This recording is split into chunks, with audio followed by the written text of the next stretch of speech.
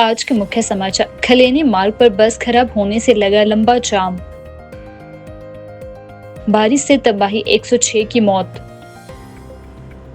Biometric system को लेकर SAP society में नाराजगी। नशे की गिरफ्त में बर्बाद होता परिवार। छात्रा से शिक्षक द्वारा छेड़छाड़ का मामला उजागर। ओडिशा की छात्रा को न्याय दिलाने के लिए एनएसयूआई का शिमला में प्रदर्शन। वाल्मीकि युवक की मौत के मामले में हड़कंप। एबीवीपी ने किया नारी सुरक्षा को लेकर प्रदर्शन। अब समाचार विस्तार से।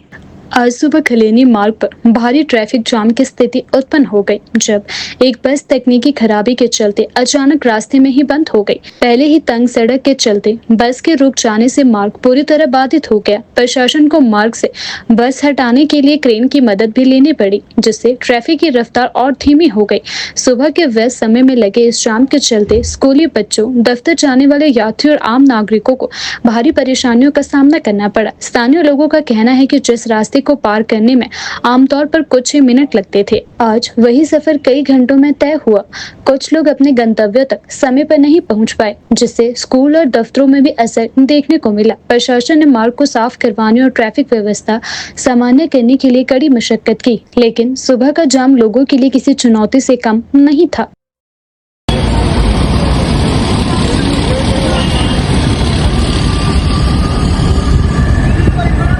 हिमाचल प्रदेश इस समय प्राकृतिक आपदाओं की मार झेल रहा है। प्रदेश में बुधवार और गुरुवार के लिए बारिश का येलो अलर्ट भी जारी किया गया है और मौसम विभाग ने 21 जुलाई तक खराब मौसम बने रहने की चेतावनी भी जारी की है। लगातार हो रही बारिश, बादल फटने, भूस्खलन और बाढ़ जैसे हादसों ने जनजीवन को पूरी तरह से प्रभावित किया है। बुधवार सुबह 10 बजे तक प्रदेश भर में 257 सड़कें, 151 बिजली ट्रांसफार्मर और 171 जल आपूर्ति योजनाएं ठप रही। मंडी जिला इस आपदा से सबसे अधिक प्रभावित हुआ है, जहां जनजीवन पूरी तरह अस्त व्यस्त हो चुका है। वहीं चंबा के लगभग 50 गांवों में बिजली आपूर्ति पूरी तरह ठप है। कुल्लू में भूस्खलन के कारण 35 सड़कें बंद हो चुकी हैं, जिससे क्षेत्रीय आवागमन ठप हो गया है। मॉनसून सीजन की शुरुआत 20 जून से हुई थी और तब से अब तक प्रदेश में 106 लोगों की मौत हो चुकी है। इनमें से 44 लोगों की मौत सड़क हादसों में हुई है। 179 लोग घायल हुए हैं, जबकि 35 लोग अभी भी लापता है। इस दौरान करीब 1295 मकानों और दुकानों को नुकसान पहुंचा है। साथ ही 850 गौशालाएं क्षतिग्रस्त हुई है और 1190 पालतू पशुओं की मौत हो चुकी है। प्रशासन और आपदा प्रबंधन टीमें लगातार राहत और बचाव कार्यों में जुटी हुई है। नागरिकों से अपील की जा रही है कि वे आवश्यक होने पर ही यात्रा करें और मौसम विभाग के दिशा निर्देशों का पालन करें। सैप सोसाइटी में बायोमेट्रिक अटेंडेंस सिस्टम लागू किए जाने को लेकर कर्मचारियों में असंतोष बढ़ता जा रहा है। सोसाइटी के अध्यक्ष जसवंत ने इस प्रणाली पर नाराजगी जताते हुए कहा कि इससे कर्मचारियों को व्यवहारिक असुविधा का सामना करना पड़ रहा है। उन्होंने कहा कि सभी कर्मचारियों के लिए रोजाना सुबह और शाम कार्यालय आकर बायोमेट्रिक उपस्थिति दर्ज कराना एक कठिन कार्य बनता जा रहा है। उन्होंने कहा कि हम पूरा दिन फील्ड में काम करते हैं, लेकिन सिर्फ हाजिरी के लिए ऑफिस आना पड़ता है, जो न केवल समय की बर्बादी है बल्कि कार्य क्षमता पर भी असर डालता है। सोसाइटी के अन्य सदस्यों का भी कहना है कि उनका कार्य क्षेत्र अक्सर अलग अलग स्थानों पर होता है और सिर्फ हाजिरी के लिए कार्यालय पहुंचना अव्यवहारिक है। उन्होंने आरोप लगाया है कि हमें काम पर भेजा जाता है, लेकिन उपस्थिति के लिए फिर से दफ्तर आना जरूरी बना दिया गया है। साथ ही उन्होंने कहा कि इससे अनावश्यक दबाव का हमें सामना करना पड़ रहा है। साथ ही उन्होंने कहा कि नगर निगम की ओर से उन्हें बुनियादी सुविधाएं भी उपलब्ध नहीं करवाई जा रही। कर्मचारियों ने बताया कि हमें कैलेंडर के अनुसार छुट्टियां भी नहीं मिल रही है। साथ ही उन्होंने आरोप लगाया है कि स्टाफ के अन्य लोगों को कैलेंडर के अनुसार छुट्टियां मिलती है, लेकिन हम फील्ड के वर्करों को कोई भी छुट्टी कैलेंडर के अनुसार नहीं मिलती है। कर्मचारियों का कहना है कि सरकार और प्रशासन को जमीनी हालात को समझते हुए निर्णय लेना चाहिए। मेरा नाम जसवंत सिंह है। मैं सैप सोसाइटी यूनियन का अध्यक्ष हूँ। जैसा कि आपने सवाल पूछा कि जो बायोमेट्रिक जो लग रही है, हमारी हाजिरियाँ लग रही है, इसके बारे में आपने जो है निगम प्रशासन से बात की थी। हमने बिल्कुल उनसे बात की थी। हमने यही कहा था कि पहली बात तो ये है, जो ये बायोमेट्रिक है, ये जो है फील्ड स्टाफ के लिए सबसे बड़ा टफ कार्य है। क्योंकि इसमें जो हम हाजिरी नहीं लगा सकते हैं, क्योंकि हमें जो 7 बजे से पहले भी जो हमारे कर्मचारी काम करने आ जाते हैं और अपना काम करते हैं। और जैसे मान लो मेरा ही एक उदाहरण लो, मेरा जो एरिया इस टाइम जो है डिंगू बावड़ी के पास है, जो उस मिट्टी के साथ लगता है, वहाँ से मुझे जो है इंजन का 2 किलोमीटर चल के जाना पड़ेगा हाजिरी लगाने के लिए। मैं काम करूँगा कि हाजिरी लगाऊँगा। हमने फिर भी कहा चलो अगर आपने लगानी है हम एक टाइम लगा लेंगे, पर हमें जो है पूरी फैसिलिटी तो दी जाए, जैसे समान काम का समान वेतन, और जैसे हमारी छुट्टियाँ जितनी भी कैलेंडर की छुट्टियाँ हैं वो भी हमें दी जाए। आप देखिए इसी शहर में जो 2 प्रकार के कानून चलाए जा रहे हैं। जो ऑफिस स्टाफ बैठा है ऑफिस में उसको जो पूरी कैलेंडर की छुट्टियाँ दी जा रही है, लेकिन जो फील्ड स्टाफ है उसको कोई भी छुट्टी नहीं दी जा रही है। ये बात हमने की थी। एक जो बायोमेट्रिक मशीन है तकरीबन मेरे ख्याल से हर वार्ड में लग चुकी है, पर इनके लिए जो एक ही सेंटर बनाया गया है जो कि वर्करों के लिए थोड़ा दूर पड़ रहा है। अभी तो जो है हमारी अटेंडेंस जो लग रही है वो मस्ट रोल पे लगती है, जैसे पहले से लगती आ रही है।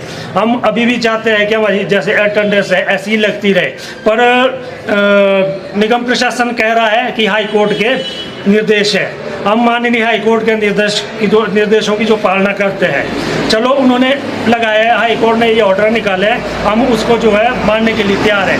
पर हम जो है हाई कोर्ट से ये पूछना चाहते हैं, हमारे लिए जो हाजिरी तो लग रही है, बायोमेट्रिक मशीनें तो लग रही है, पर जो हमें जो फैसिलिटी मिलनी चाहिए, हमें जो गेजेटी मिलनी चाहिए, हमें जो तमाम छुट्टियाँ मिलनी चाहिए, उसके ऊपर भी तो कोई पहल करे हाई कोर्ट। आगामी रणनीति ये रहेगी हमारी, अगर प्रशासन अभी भी नहीं मानता है बायोमेट्रिक को लेके, हम जो है अपनी अपील लेके जो है हाई कोर्ट में दायर कर देंगे, और वहाँ पे हम पूछेंगे कि हमें जो है पूरी छुट्टियाँ दी जाए और समान काम का समान वेतन दिया जाए। जो जैसा आप आज जो है आपके एमसी का जो एक पक्का कर्मचारी है उसको 40-50 हज़ार रुपये सैलरी मिल रहे हैं, काम हम भी वही कर रहे हैं, इसलिए हम चाहते हैं समान काम का समान वेतन दिया जाए। नशे की लत किस हद तक इंसान को गिरा सकती है, इसका एक चौंकाने वाला मामला हमीरपुर से सामने आया है। यहाँ एक 4 साल के बच्चे की मां ने महज 1 तोला चिट्टे के लिए अपने ही पिता की लाखों की कार को बेच दिया। मामले का खुलासा सदर थाना में 28 जून को दर्ज एक कार चोरी केस की जांच के दौरान हुआ। पिता ने खुद अपनी बेटी पर कार चोरी के आरोप लगाए थे। पुलिस ने जांच में पाया कि आरोपी युवती ने अपने पुरुष मित्र के साथ मिलकर कार को जालंधर में मात्र 90,000 रुपए में बेच दिए। दोनों आरोपी ड्रग टेस्ट में पॉजिटिव पाए गए और उन्होंने कबूल किया है कि चिट्टे के बदले यह सौदा किया गया था। युवती का दोस्त वर्तमान में न्यायिक हिरासत में है, जबकि युवती जमानत पर रिहा होकर कुछ दिन पहले ही अपने पिता के घर लौटी थी, लेकिन अब वह दोबारा घर से फरार हो गई है। जिस व्यक्ति को कार बेची गई थी उसे भी पुलिस ने मैक्लोडगंज से कार सहित पकड़ लिया है। हालांकि पूछताछ के बाद उसे रिहा कर दिया गया और कार को भी बरामद कर लिया गया है। सूत्र के अनुसार आरोपी युवती की शादी कुछ साल पहले शिमला में हुई थी, लेकिन बेटे के जन्म के बाद वह हमीरपुर लौट आई थी। उसे लंबे समय से चिट्टे की लत है और पूर्व में नौदौन थाना पुलिस ने उसे नशे की खेप के साथ गिरफ्तार भी किया था। वह केस अभी न्यायालय में विचाराधीन है। इस पूरी घटना ने एक पिता को भीतर से तोड़कर रख दिया है। वह अब 4 वर्षीय नाती की परवरिश कर रही है। बेटी की हरकतों से तंग आकर उन्होंने पहले ही उसे जमानत मिलने के बाद घर लाने से इनकार कर दिया था। इसके बावजूद वह कुछ दिन घर पर रही और फिर अचानक लापता हो गई। हमीरपुर के पुलिस अधीक्षक भगत सिंह ठाकुर ने बताया कि चोरी की गई कार को बरामद कर लिया गया है और मामले की गहनता के साथ जांच की जा रही है। युवती के दोबारा फरार होने की जानकारी परिजनों से मिली है और पुलिस उसे जल्द ट्रेस करने का प्रयास कर रही है। ओडिशा में एबीवीपी से जुड़ी एक छात्रा के साथ हुई कथित प्रशासनिक प्रताड़ना के विरोध में भारतीय राष्ट्रीय छात्र संगठन एनएसयूआई ने देश भर में विरोध प्रदर्शन करना शुरू कर दिया है। इसी कड़ी में शुभम वर्मा के नेतृत्व में आज शिमला उपायुक्त कार्यालय के बाहर जोरदार धरना प्रदर्शन किया गया। यह प्रदर्शन एनएसयूआई के राष्ट्रीय अध्यक्ष वरुण चौधरी के दिशा निर्देशानुसार आयोजित किया गया। एनएसयूआई कार्यकर्ताओं ने उड़ीसा प्रशासन के खिलाफ जमकर नारेबाजी की की और पीड़ित छात्रा को जल्द न्याय दिलाने की मांग उठाई। शुभम वर्मा ने कहा कि छात्राओं के साथ इस तरह का व्यवहार बर्दाश्त नहीं किया जाएगा। यदि दोषी अधिकारियों के खिलाफ कार्यवाही नहीं की गई तो एनएसयूआई पूरे प्रदेश में आंदोलन तेज करेगी। एनएसयूआई ने स्पष्ट किया है कि उनका यह आंदोलन राजनीतिक नहीं बल्कि छात्रों के अधिकारों और सुरक्षा के लिए है। संगठन ने चेतावनी दी है कि यदि मामले में शीघ्र कार्यवाही नहीं की गई तो वे आगे और बड़ा आंदोलन करने के लिए बाध्य होंगे। जी, मेरा नाम शुभम वर्मा है। मैं एनएसयूआई जिला शिमला जिला अध्यक्ष हूँ। आज हम यहाँ एकत्रित हुए हैं कि जो आज से 4 दिन पहले उड़ीसा के बालासोर में इंसानियत को शर्मसार करने वाली एक हरकत सामने आई है। एक 20 साल की लड़की, उसे इतने दिनों से वहाँ पे कॉलेज में ही एक एचओडी शोषित कर रहा था। जब उसने प्रशासन के समक्ष वो अपनी आवाज़ उठाई तो उसकी आवाज़ को अनदेखा किया गया। आखिर में जाके उस लड़की ने अपना आत्मदाह करना एक आसान रास्ता चुना कि ये उसको शोषण से मुक्ति दिलाने के लिए ये ज़्यादा आसान रास्ता है। तो आप समझ सकते हैं कि इंसानियत किस ओर जा रही है। जबकि सबसे ज़्यादा शर्म की बात यह है कि उड़ीसा में इस टाइम भाजपा सरकार है, केंद्र में आपकी भाजपा सरकार है और वो जो लड़की इस समय इस दुनिया में नहीं है वो हमारे ही साथी छात्र संगठन से जुड़ी। हमें किसी विचारधारा से कोई लेना देना नहीं है। महिला सुरक्षा हमारा प्रथम मुद्दा है और इसके लिए हमें किसी भी हद तक जाना पड़ेगा, हम जाएंगे। एनएसयूआई का यही स्टैंड है कि इस लड़की को जब तक इंसाफ नहीं मिलेगा हम दिल्ली की सड़कों पर भी उतरने से नहीं कतराएंगे। उस लड़की ने अपनी आवाज़ को मुख्यमंत्री तक भी पहुंचाया था। उसका आप ट्वीट चेक करना, उन्होंने वहाँ पे सीएम को भी टैग किया था।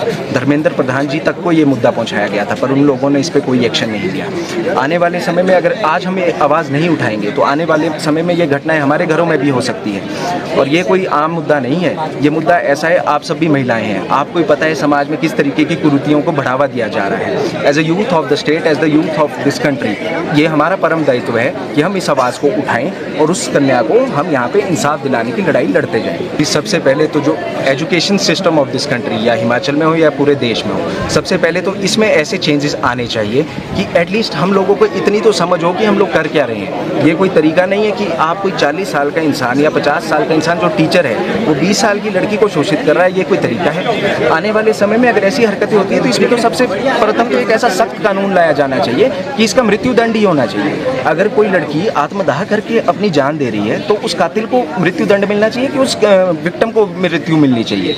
ये हमारी गुहार है इस केंद्र सरकार से भी और हमारी प्रदेश सरकार से भी हमारी यही गुहार रहेगी कि आने वाले समय में अगर गलती से भी ऐसी घटना कभी होती है तो इसमें सख्त से सख्त कानून लाया जाए और ऐसे आरोपियों को सजाए मौत दी जाए। राजधानी शिमला के एक सरकारी स्कूल में पढ़ने वाली 6ठी कक्षा की छात्रा के साथ शिक्षक द्वारा छेड़छाड़ का सनसनीखेज मामला सामने आया है। इस गंभीर घटना से क्षेत्र में आक्रोश फैल चुका है। पीड़ित छात्रा पिछले कई दिनों से डरी सहमी स्कूल नहीं जा रही थी। जब परिवार ने कारण जानने की कोशिश की तो छात्रा ने अपनी बड़ी बहन को शिक्षक द्वारा किए जा रहे अनुचित व्यवहार की जानकारी दी। मामला सामने आने के बाद छात्रा के परिवार ने इसकी शिकायत महिला समिति को दी। महिला समिति ने बीते कल स्कूल पहुंचकर विरोध प्रदर्शन किया और आरोपी शिक्षक के खिलाफ सख्त कार्यवाही की मांग की। सूचना मिलने पर पुलिस मौके पर पहुंची और मामले की जांच शुरू की गई। आरोपी शिक्षक के खिलाफ पोक्सो एक्ट की विभिन्न धाराओं के तहत केस दर्ज कर लिया गया है। शिमला के वरिष्ठ पुलिस अधीक्षक एसएसपी संजीव कुमार गांधी ने बताया कि पुलिस ने मामले की संवेदनशीलता को गंभीरता से लेते हुए तुरंत केस दर्ज कर लिया है और जांच प्रक्रिया भी जारी है। उन्होंने भरोसा दिलाया है कि पीड़िता को न्याय दिलाने के लिए हर संभव कदम उठाए जाएंगे। इस मामले पर महिला समिति की सचिव सोनिया शबरवाल ने तीखी प्रतिक्रिया देते हुए कहा कि बेशक सरकार बेटी बचाओ बेटी पढ़ाओ का नारा देती है, लेकिन जब स्कूलों में ही छात्राएं असुरक्षित हो तो यह नारा केवल कागजों तक ही सीमित रह जाता है। उन्होंने मांग की है कि ऐसे मामलों में शामिल शिक्षकों को तुरंत निलंबित कर बर्खास्त किया जाए ताकि शिक्षा संस्थानों में बच्चों की सुरक्षा सुनिश्चित की जा सके। इस घटना ने स्कूल प्रशासन और शिक्षा विभाग की कार्य प्रणाली पर भी सवाल खड़े कर दिए हैं। पीड़िता की चुप्पी और भय दर्शाता है कि स्कूल स्तर पर बच्चों को सुरक्षित और आत्मविश्वासपूर्ण वातावरण नहीं मिल पा रहा है। साथ ही सरकार और प्रशासन से अपेक्षा की जा रही है कि दोषी को सख्त सजा मिले और स्कूलों में बच्चों की सुरक्षा और वातावरण को सुनिश्चित किया जाए। हरियाणा के हिसार जिले के 12 क्वार्टर क्षेत्र में 7 जुलाई 2025 को घटित एक बेहद दुखद और शर्मनाक घटना ने पूरे देश को झकझोर कर रख दिया है। यह मामला वाल्मीकि समाज से संबंधित एक परिवार के साथ हुए कथित पुलिस हत्याकांड, जातीय दुर्व्यवहार और आत्मा से जुड़ा है। प्राप्त जानकारी के अनुसार पीड़ित परिवार अपने घर में बच्चे का जन्मदिन मना रहा था। कार्यक्रम में गाने भी चलाए जा रहे थे। इसी दौरान 4 से 5 पुलिसकर्मी बिना अनुमति के घर में घुस आए और संगीत बंद करने को कहा। जब परिवार ने इसका विरोध किया तो पुलिस कर्मियों ने जाति सूचक गालियां देते हुए मारपीट शुरू कर दी। प्रत्यक्षदर्शियों के अनुसार यह पुलिसकर्मी शराब के नशे में धुत थे। घटना के बाद पुलिस कर्मियों ने अपने अन्य साथियों को बुला लिया। जब घर की महिलाएं और लड़कियां बचाव के लिए आगे आई और उनके साथ बेरहमी से मारपीट भी की गई।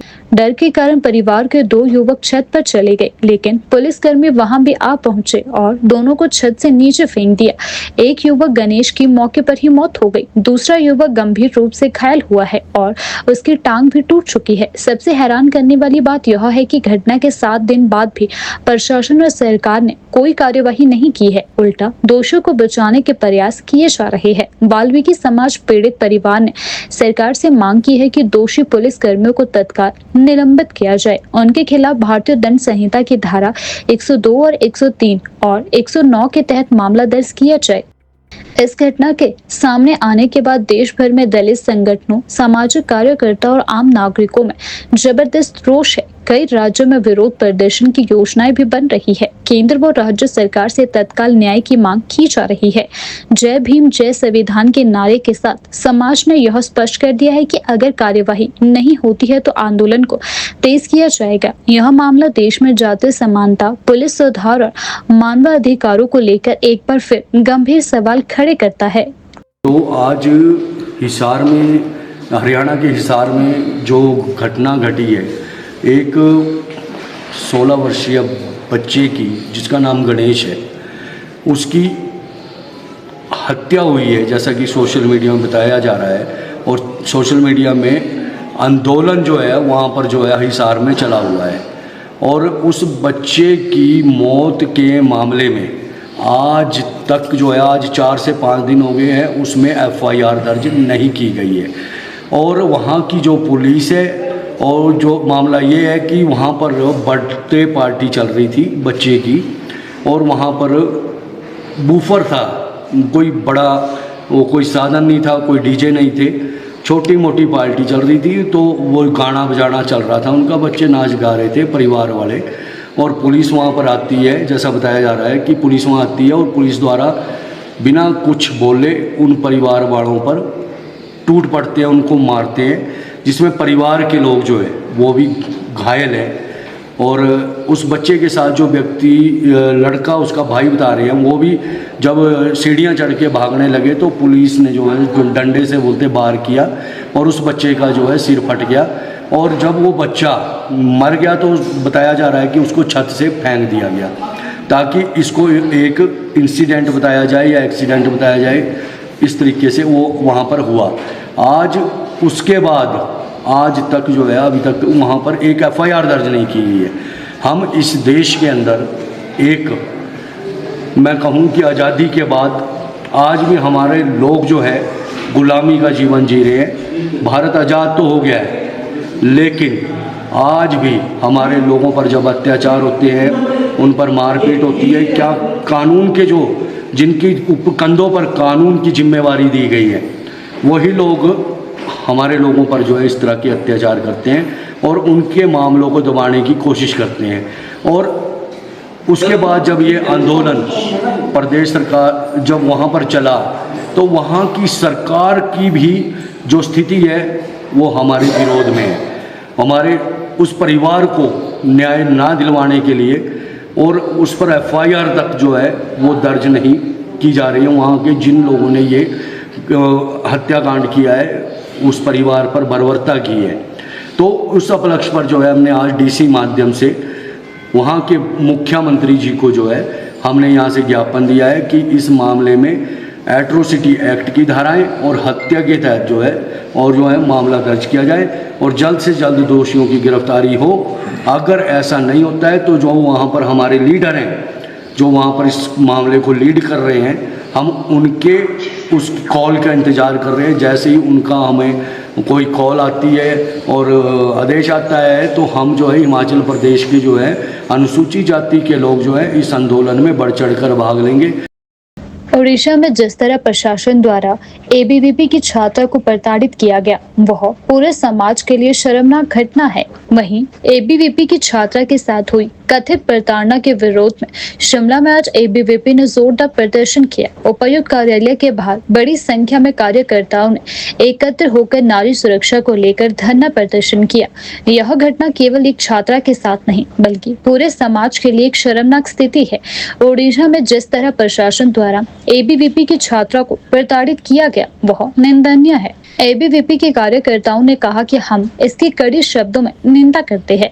उन्होंने कहा कि आज देश भर में छात्राओं के साथ अपराध बढ़ते जा रहे हैं। उन्होंने यह भी कहा कि ओडिशा की घटना सिर्फ एक छात्रा पर हमला नहीं बल्कि छात्र शक्ति को दबाने की कोशिश है और एबीवीपी इसे किसी भी तरह बर्दाश्त नहीं करेगी। एबीवीपी के कार्यकर्ताओं ने कहा कि इस घटना की निष्पक्ष जांच करवाई जाए और दोषियों को कड़ी से कड़ी सजा दी जाए। उन्होंने यह भी चेताया कि यदि न्याय नहीं मिला तो एबीवीपी देशव्यापी आंदोलन छेड़ेगी।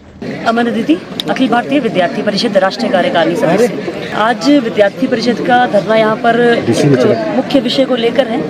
हम देखते हैं कि पूरे देश भर में किस प्रकार से दिन प्रतिदिन जो है छात्राओं के प्रति अपराध बढ़ते जा रहे हैं। एक ऐसा ही मामला हमारे सामने आता है कि ओडिशा में बालासोर में फकीर मोहन कॉलेज के अंडर बीएड करने वाली एक छात्रा बहन सौम्यश्री जो विद्यार्थी परिषद की कार्यकर्ता है, उनके साथ वहाँ के एचओडी द्वारा यौन प्रताड़ना की जाती है, जिसके कारण 12 जुलाई को वो छात्रा जो है अपने ही कॉलेज के अंदर खुद को आग लगा देती है और सोमवार को जो है उनकी मृत्यु हो जाती है। मौत और ज़िंदगी में जूझते हुए सोमवार को जो है वो अपने प्राण त्याग देती है। इसकी आज इसी विषय के रिगार्डिंग कि किस प्रकार से वहाँ का जो प्रशासन है उनका रवैया रहा है उसके खिलाफ आज जो है विद्यार्थी परिषद यह धरना प्रदर्शन कर रहा है। हम देखते हैं कि किस प्रकार से जब वो छात्रा जो है आईसीसी यानी कि इंटरनल कंप्लेंट कमेटी के अंदर जो है अपनी मांग को उठाती है, अपनी जो है प्रॉब्लम को बताती है कि किस प्रकार से शिकायत दर्ज कराती है कि वहाँ की एचओडी द्वारा निरंतर जो है महीनों से जो है उसके ऊपर किस प्रकार की प्रताड़ना की जा रही है, सेक्सुअल असॉल्ट किया जा रहा है, सेक्सुअल हरासमेंट की जा रही है, उसका विषय रखती है। तो लगभग 30 जून को जो है वो लेटर के माध्यम से पूरे घटनाक्रम को उसमें रखती है। लेकिन वहाँ की जो इंटरनल कंप्लेंट कमेटी है वो उसे प्रेशराइज करती है कि वो अपनी कंप्लेंट को वापस लेते हुए कॉम्प्रोमाइज कर दे। साथ ही साथ वहाँ के जो एनएसयूआई के कार्यकर्ता है, जिसे हम नारी सताओ यूनियन ऑफ इंडिया के नाम से भी जानते हैं, ऐसा संगठन, ऐसा छात्र संगठन जो है वहाँ पर उसके खिलाफ उसके लिए आवाज़ नहीं उठाता है, परंतु उस छात्रा के कैरेक्टर पे उंगली उठाता है। उस छात्रा को कहता है वो मेंटली अनस्टेबल है, उसका जो है उसके कैरेक्टर असैसिनेशन करता है, वो मेंटली अनस्टेबल है, वो अटेंशन सीकर है। इस प्रकार की शब्दावली जो है एनएसयूआई के कार्यकर्ताओं द्वारा वहाँ की जाती है। ऐसा जब मामला वहाँ सामने आता है तो आईसीसी का जो रवैया रहता है, जो इंटरनल कंप्लेंट कमेटी का रवैया रहता है, वो भी इस प्रकार का रहता है कि वो कंटिन्यू प्रेशर बनाते हैं। और जब रिपोर्ट आने वाली होती है वो छात्रा वहाँ के प्रिंसिपल से मिलती है और बोलती, और उसका प्रिंसिपल, उस कॉलेज का प्रिंसिपल उससे यही कहता है कि तुम समय रहते जो है कॉम्प्रोमाइज़ कर लो, अदरवाइज जो एक्शंस है वो तुम्हारे अगेंस्ट लिए जाएंगे। ऐसा रवैया वहाँ की आईसीसी कमेटी का रहता है। तो विद्यार्थी परिषद की यही मांग है कि जल्द से जल्द जो वहाँ अपराधी है, वहाँ के जो अपराधी है जो अभी गिरफ्तार हुए, जो कि तब उनके खिलाफ कोई कार्रवाई नहीं की गई, लेकिन अब वो गिरफ्तार हो गए, उनके खिलाफ जो है कड़ी से कड़ी कार्रवाई की जाए। साथ ही साथ जो आईसीसी कमेटी के अंडर जो टीचर्स थे या जो भी आईसीसी कमेटी के अंडर उसका पार्ट था, उनके खिलाफ भी जो है उनके खिलाफ भी कड़ी से कड़ी कार्रवाई हो। इसके लिए आज विद्यार्थी परिषद यहाँ पर धरना प्रदर्शन कर रहा है।